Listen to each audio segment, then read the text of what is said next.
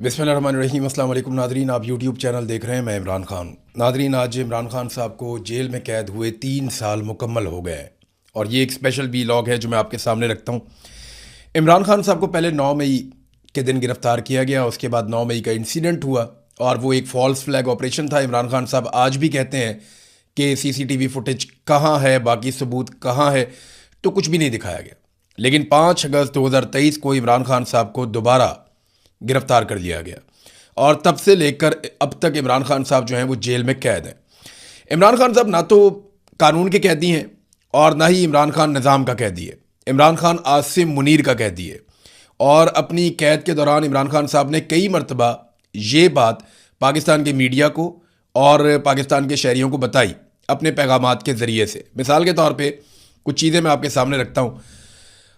26/8/2025 यानी 26 अगस्त 2025 को लगभग आज से 1 साल पहले इमरान खान साहब ने कहा कि आसिम मुनीर में ताकत की बहुत भूख है, इसीलिए उसने बदतरीन आमरीत कायम कर रखी है।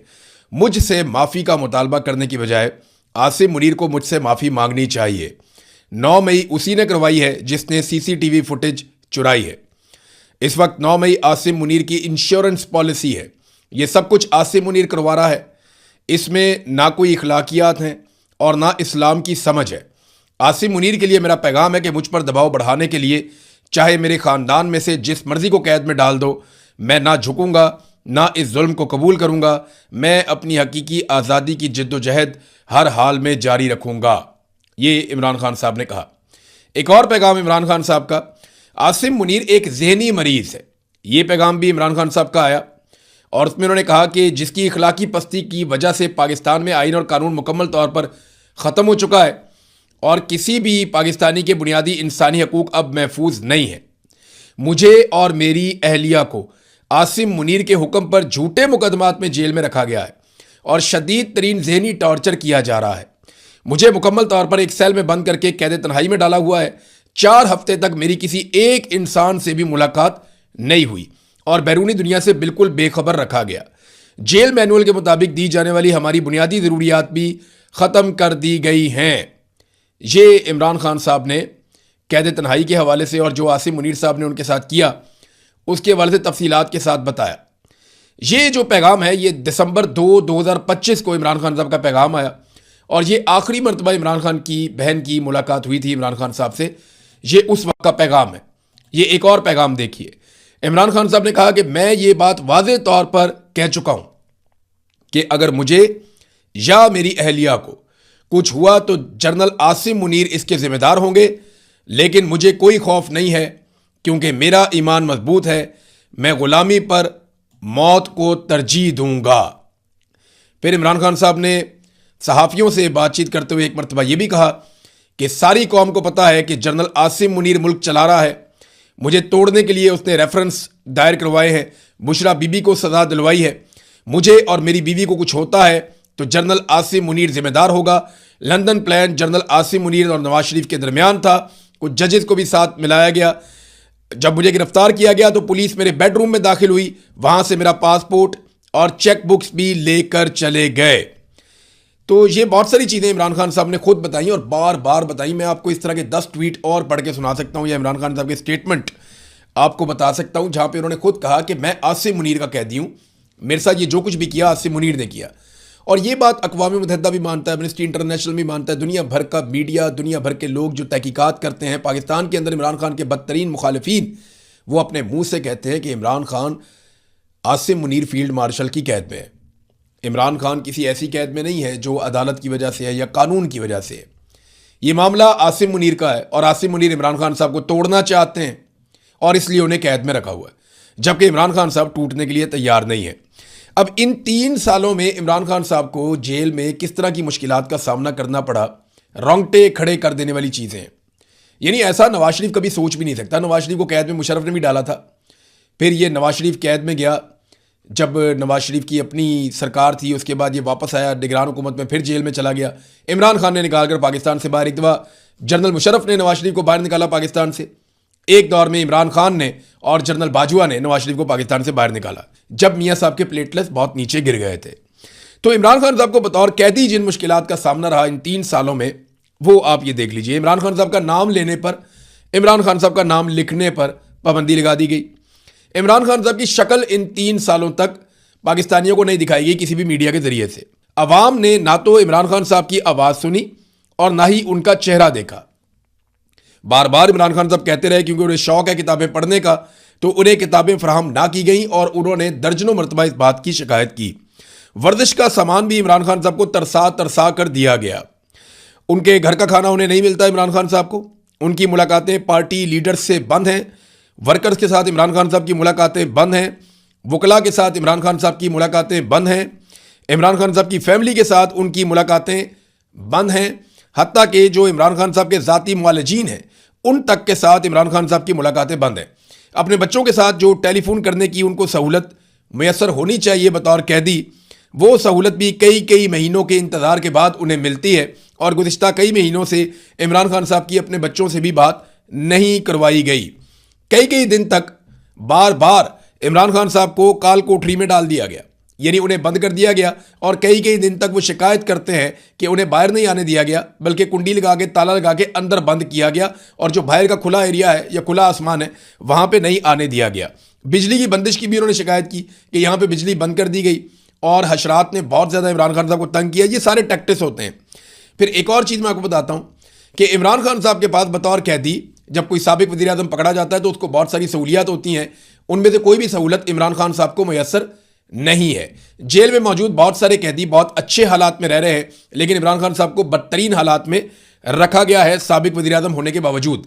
ना उनके पास AC है और ना ही उनके पास फ्रिज है, बल्कि बार बार इमरान खान साहब का TV और अखबार ये दोनों सहूलतें भी छीन ली जाती हैं। ये सब कुछ बतौर कैदी इमरान खान साहब को तकलीफ देने के लिए किया गया। और भी बहुत सारा कुछ है। अभी इमरान खान साहब की आंख का प्रॉब्लम आ गया, बड़ा शदीद किस्म का। इमरान खान साहब की सेहत बिगड़ी है, ये भी चीज़ें रिपोर्ट हो रही हैं। और उनकी आंख का इशू तो यहाँ तक आ गया कि 15% उनकी आंख की बिनाई बाकी रह गई थी आखिरी रिपोर्टें आने तक। उसके बाद से लेकर अब तक हमारे पास आज़ाद ज़राए से कोई इंफॉर्मेशन नहीं है। सियासी नुकसान इमरान खान साहब को किस तरह का पहुंचाया गया ये भी आप देख लीजिए। इमरान खान साहब की पार्टी तोड़ दी गई, जबरी गुमशुदगियां की गई इनकी पार्टी के लोगों की, और ये सियासी लोग थे तो फौज ने उठा के इनके बंदे गायब करना शुरू कर दिए एजेंसियों ने। पाकिस्तान तहरीक इंसाफ के रहनुमाओं को बेगुनाह जेलों में डाला गया। अभी भी 4000 के करीब लोग इनके जेलों में, जिनमें बड़े लोग जो हैं वो यास्मीन राशिद साहिबा हैं, एजाज चौधरी साहब हैं, उसमें मियाँ महमूद रशीद साहब हैं, उमर चीमा साहब हैं, सनम जावेद हैं, आलिया हमजा हैं और बहुत सारे लोग हैं इस तरह जेलों के अंदर अभी भी बंद हैं। हज़ारों कारकुनों को बार बार गिरफ्तार किया गया पाकिस्तान तहरीक इंसाफ के।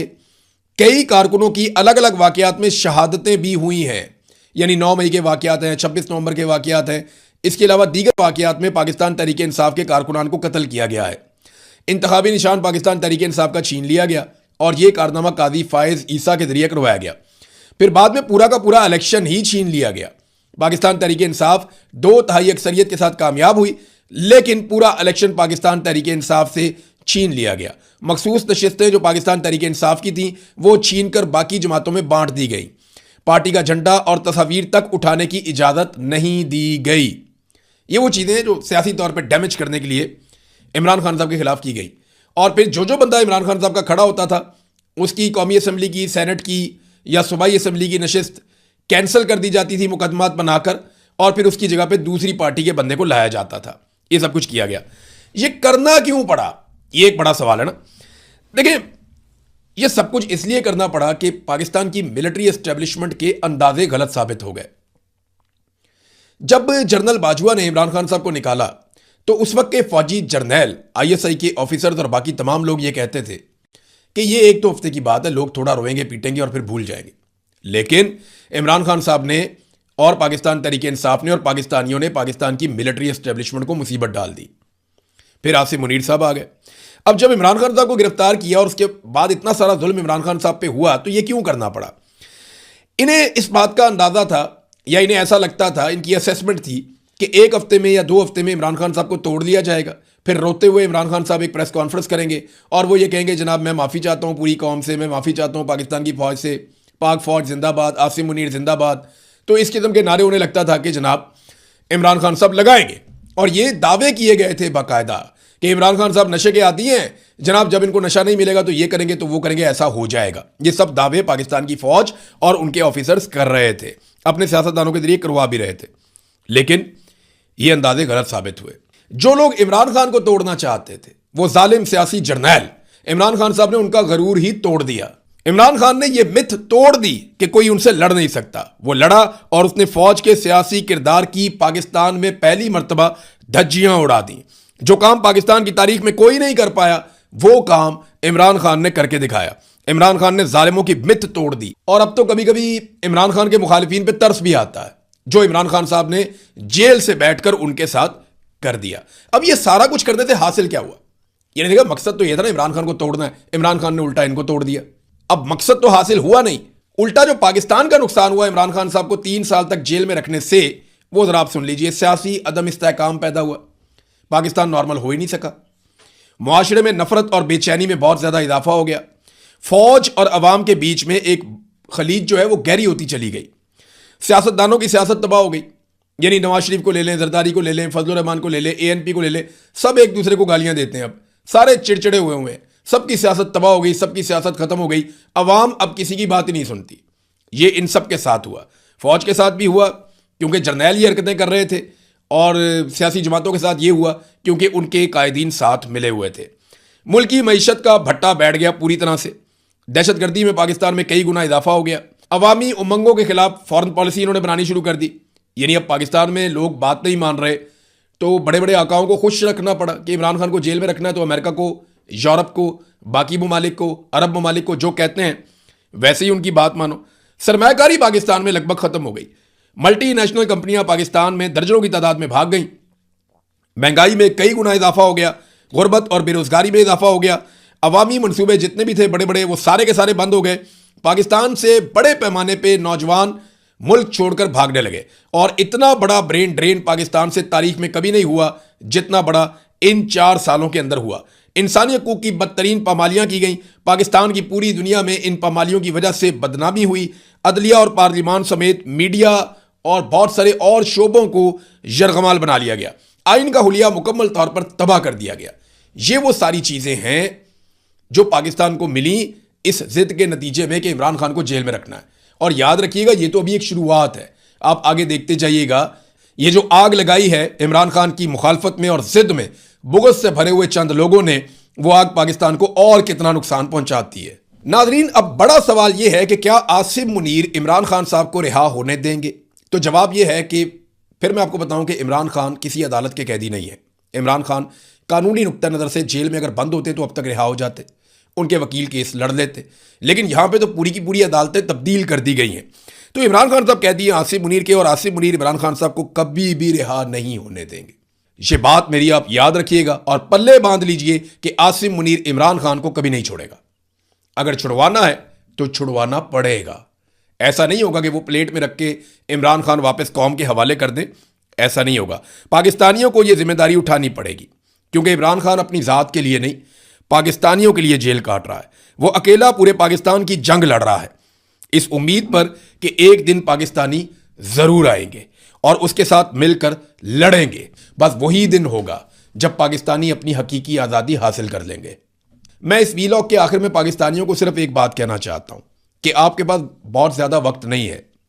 कल पछताने से बेहतर है कि आज निकलो, अपने हक के लिए लड़ो, जमहूरियत और इंसानी हुकूक के लिए, अपनी और अपने बच्चों की आज़ादी के लिए एक साथ मिलकर लड़ो, वरना बारी बारी सबकी बारी। वो अकेला शख्स मुल्क में मुसल्लत माफिया से अकेला लड़ने का वादा पूरा कर रहा है। इमरान खान ने कहा था कि मैं अगर अकेला भी रह गया तो मैं इनसे लड़ूंगा, मैं अपने खून के आखिरी कतरे और अपनी आखिरी सांस तक इनसे लड़ूंगा। और इमरान खान लड़ा है, और क्या खूब लड़ा है, पूरे जी जान से लड़ा है। याद रखिएगा, वो अकेला लड़ तो सकता है मगर अकेला जीत नहीं सकता। जीतने के लिए सबको लड़ना होगा। अब तक के लिए इतना ही। अपना ख्याल रखिएगा। अल्लाह हाफिज।